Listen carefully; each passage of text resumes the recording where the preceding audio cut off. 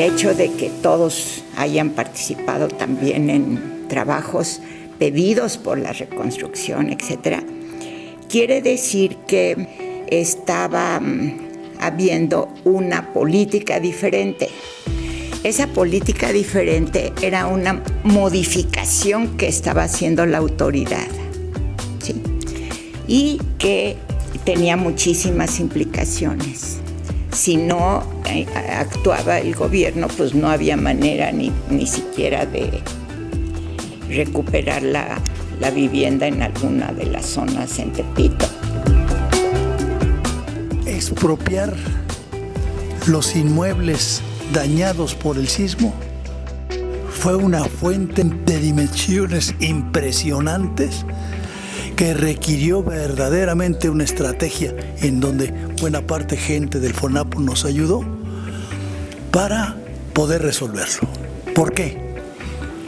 Uno, entre las causas de utilidad pública no aparecen los desastres naturales, con el agravante de que en esa época se modifica la ley de propiedad de condominio para crear el condominio vecinal. Lo cierto es que Renovación Habitación Popular es un hito, es una cosa excepcional, no solo en México, sino creo que también a nivel internacional. Quizá el centro del programa fue la expropiación y que en efecto permitió el subsidio a nivel de suelo para los beneficiarios.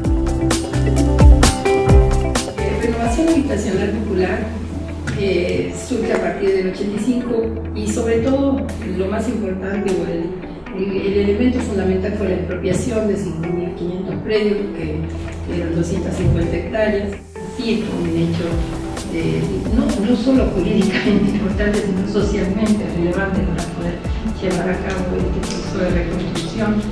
Supuso que 32% de los inmuebles que tenían deterioro físico fuesen parte de estos inmuebles expropiados.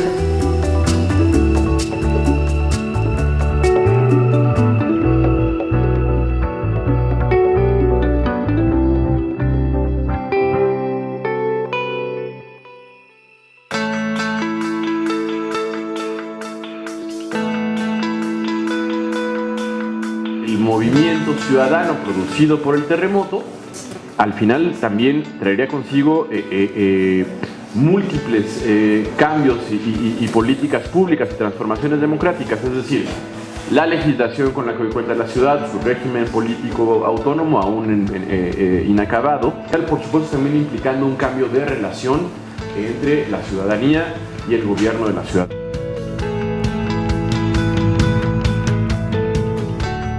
Nosotros ya discutíamos que la Ciudad de México no tuviera un gobierno electo, que no tuviera un congreso propio, que no hubiera municipios. Pero sí, a partir de los sismos, todo esto cambió de manera muy brutal, sobre todo porque tuvimos esa espontaneidad social. Me parece importante destacar la existencia, por un lado, de organizaciones sociales que estaban surgiendo, la CONAMUP trabajando sobre todo la ciudad que crece, es decir, las periferias. Y por otro lado, una serie de grupos sociales que estaban emergiendo en la parte central de la ciudad, centro histórico y su perímetro. El hecho de lo que se pudo hacer en México, la reconstrucción, y la posibilidad también de que eso se proyectara a una mejor ciudad, tiene que ver con una historia que no nace en los sismos. En México fue que la gente tomó en sus manos, tanto en su momento la emergencia, pero había experiencias anteriores. Había experiencias tanto de organización social, o sea, la CONAMUP que existía antes de los sismos, ¿no? O sea, ya existían movimientos sociales. Incluso nosotros habíamos empezado desde COPEVI en el 69 a hacer edificios en vecindades del centro histórico, en Tepito. Desde Casa y Ciudad, que ya había incursionado en la colonia Guerrero a través de la Unión de Vecinos. Así que en el momento del sismo teníamos ya una relación de trabajo solidario, de asistencia técnica con dos organizaciones que si no en el casco histórico muy cercano al perímetro AB de centro histórico, como sería la Tepito, la colonia Morelos, la colonia Guerrero.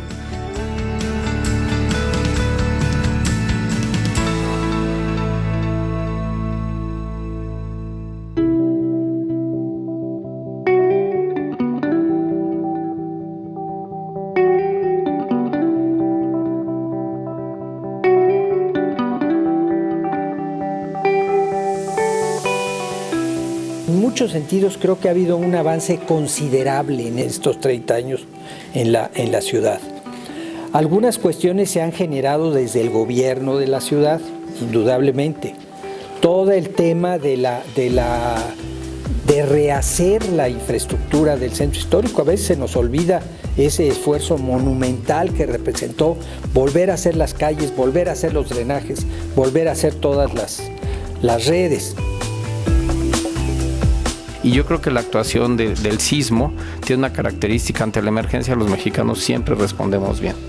Y la actuación en el sismo respondió al problema social primero y después a todo lo demás. Y yo creo que a 30 años lo que tenemos que ver es cuáles son estos componentes, y yo dejaría sobre la mesa, es importante el componente del patrimonio.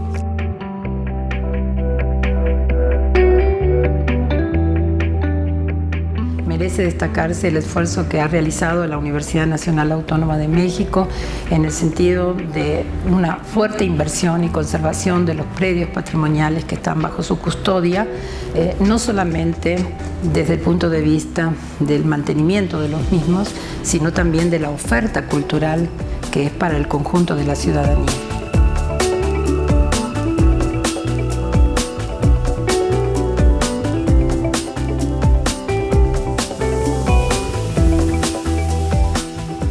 La inversión que se ha hecho en estos edificios es impresionante y es para que sigan vivos, para que siga vivo el Palacio de Minería, para que siga viva la Academia, para que siga vivo el Medicina, para que siga vivo de la Autonomía, etcétera, etcétera, etcétera. Y no solo de las otras instituciones que ya se mencionaron, las otras universidades, el claustro de Sor Juana.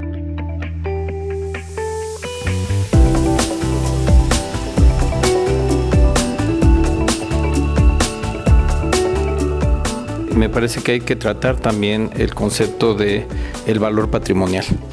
O sea, no se puede tratar en una forma aislada. En el centro histórico se tiene que tener una perspectiva muy clara del valor patrimonial.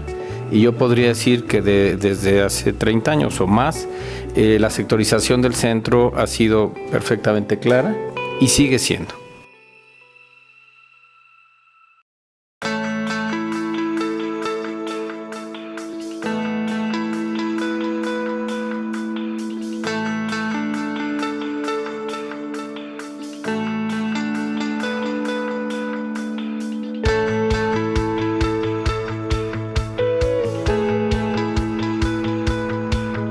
El centro histórico definitivamente es un espacio privilegiado, ya se dijo, desde el punto de vista económico, tiene una vitalidad impresionante, desde el punto de vista cultural, por la concentración de patrimonio, desde el punto de vista político, de la experiencia de organizaciones sociales e incluso desde el punto de vista urbanístico.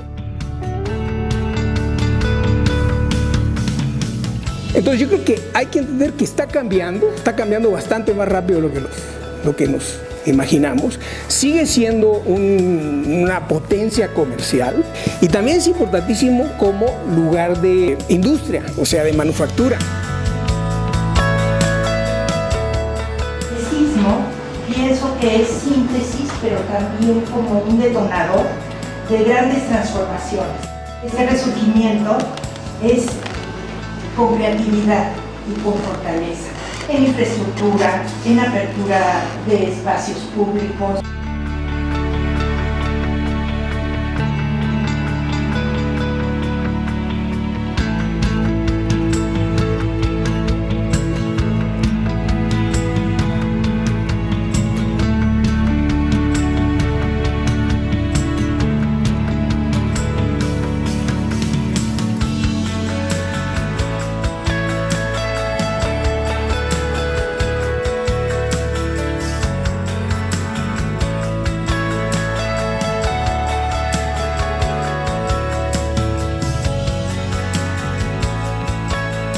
Ya ha cambiado mucho el tema de la movilidad con las áreas peatonales, con la introducción del Metrobús. Viene el esfuerzo de rescate del espacio público, todas las calles que se han mejorado. De espacio público, que no solo es para cuestiones como de deambular, de caminar, ¿no? Sino que también haya situaciones de actividades culturales, porque es parte de la dinámica del centro histórico. Las mismas organizaciones sociales siguieron promoviendo proyectos, algunos de ellos muy interesantes, con población indígena en el centro de la ciudad. Se ha seguido ese proceso. O sea, hay una historia. Hay una historia, es lo que quiero marcar, que las cosas no surgen simplemente por voluntad pública, sino por participación organizada de la gente. Y valorar esto, porque ahí es donde está la posibilidad de también darle fuerza a la ciudad en su futuro. ¿Qué es lo que tuvo éxito? ¿Qué es lo que ha generado el éxito en los programas habitacionales? Acceso al suelo. Me parece que el tema de acceder al suelo es fundamental, cosa que se complica mucho más en el centro histórico. Es fundamental esta integración entre acceso al suelo, acceso a esquemas financieros viables y esta viabilidad para sectores de niveles bajos, y esta viabilidad también la hace la adecuación normativa que hoy simplemente no está funcionando. Creo que nunca volvió a reeditarse este proceso de producción de vivienda popular en ninguna otra ciudad, ni tampoco en la Ciudad de México, ni en su centro histórico, lo cual sería muy necesario, porque si no tenemos un centro habitado, un centro donde la vivienda esté ocupada, difícilmente vamos a poder conservar todos los otros avances que se han logrado en términos de disfrute del espacio público o de conservación de los bienes patrimoniales. Con el tema de la renovación habitacional, que creo que está también más que probado la pertinencia con la que y el profesionalismo con el que se hizo. Pero 30 años ya lo estamos acercando a la vida útil de esas edificaciones. Y la tecnología con la que fueron construidas, el mismo concepto de vivienda, etcétera, creo que cada vez menos se apega a los cambios de la ciudad. Antes de los terremotos, efectivamente el centro de la ciudad ya era objeto de una actividad económica y social muy importante, pero porque se daban fundamentalmente en edificaciones muy deterioradas, muy descuidadas, y en donde, digamos, uno de los causantes de este deterioro, de este estancamiento de la actividad, digamos, física de las edificaciones, era el decreto de las rentas congeladas desde 1940, y que la mayor parte tanto de los inquilinos, residentes o propietarios y detenedores de estos talleres se beneficiaban con estas rentas congeladas. Entonces, creo que hay también muchas lecciones de la cuestión de la vivienda en renta. El centro es un mercado de renta. A veces idealiza, creo yo, la vivienda en renta como la gran solución. Yo destacaría que es urgente una visión y una propuesta de construcción de vivienda en renta, y sobre todo de la temporalidad también de las familias, de los jóvenes, de los ancianos, ¿no? Varias de las construcciones generadas después del sismo del 85 para los procesos de reconstrucción habitacional prácticamente se encuentran, en el mejor de los casos, ocupados parcialmente.